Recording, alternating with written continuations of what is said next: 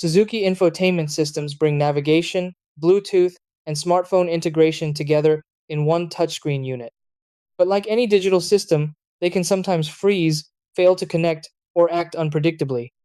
The good news is, most problems are software related and can be fixed with a simple reset before considering service. Just keep in mind that a factory reset will erase saved devices and preferences.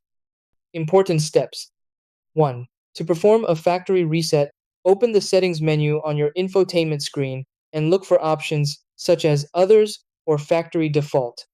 2. Select the factory reset option and confirm to restore the system to its original settings. 3. For Bluetooth issues, make sure Bluetooth is turned on for both your phone and the infotainment system.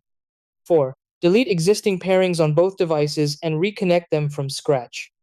5. Check that your phone has granted permissions for contacts and calls. 6. If needed, look for available software updates through Suzuki's display audio portal using your model code.